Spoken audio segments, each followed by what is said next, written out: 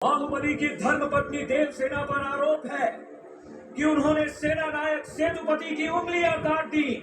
राजमाता शिवगामी देवी की आज्ञा से श्री श्री भल्लाल देव महाराज के समक्ष ये सुनवाई प्रारंभ हो रही है। अवश्य। देवसेना, क्या तुम्हें अपने अपराध के बारे में कुछ कहना है? किसी सुनवाई के बिना ही मुझे हथकड़ियां पहना दी गई और पहले ही निर्णय हो चुका है कि मैं अपराधी हूँ। ये कहाँ का न्याय है? तुम निर्दोष साबित होने तक अपराधी हो, यही माहिष्मति का दंड विधान है। आदिवासी भी जिन्हें घिनौना समझते हैं उन तौर तरीकों को आप दंड विधान कहते हैं, तो ऐसे दंड विधान को आग लगा दीजिए। अपने न्याय शास्त्र को गंगा में बहा दीजिए, अपने शासन को सूली पर चढ़ा दीजिए। जिस राज्य की मति भ्रष्ट है उसका माहिष्मति जैसा बड़ा नाम, छी। देवसेना, इस महान साम्राज्य के बारे में अगर एक और अपशब्द भी निकाला, बड़ी बड़ी प्रतिमाओं और ऊंचे ऊंचे सिंहासनों से महान साम्राज्य नहीं बनता राजमाता, एक विशाल हृदय से बनता है। लगता है वो यहाँ किसी के पास नहीं। धिक्कार है।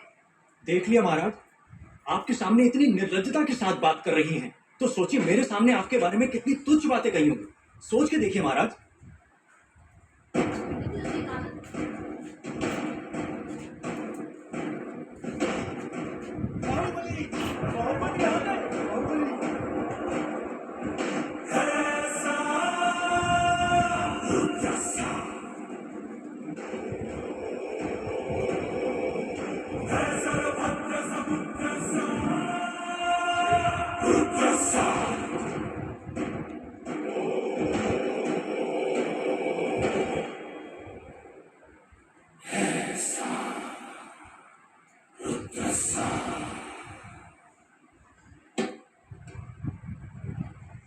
वास्तव में क्या हुआ था बताओ सेतुपति।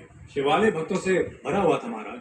देवसेना भी वहां दर्शन के लिए आई, तभी आपके आने का समय हो गया था, तो मैंने उनसे कहा कि वो मुख्य द्वार की जगह दूसरे द्वार से आए। बाहु, ये क्या व्यवहार है? तुम पीड़ित को धमका रहे हो। विनती करने से सच बाहर नहीं आएगा महाराज। अपनी हद पार कर रहे हो बाहुबली। एक गर्भवती को बेड़ियों के साथ खड़ा करके ये सभा पहले ही अपनी हद पार कर चुकी है माँ। चाहे गर्भवती हो या वृद्ध, तुम हो या मैं, न्याय विधान सबके लिए एक है। जानते भी हो क्या हुआ था? क्या हुआ था देवसेना? शिवालय में सभी महिलाओं को एक तरफ बुलाया, अंदर भेजने के बहाने वो सब पर हाथ डाल रहा था। मेरे साथ भी वो यही करने वाला था, तो उसकी उंगलियां काट दी। गलत किया देवसेना। औरत पर हाथ डालने वाले की उंगलियां नहीं काटते, काटते हैं उसका गला।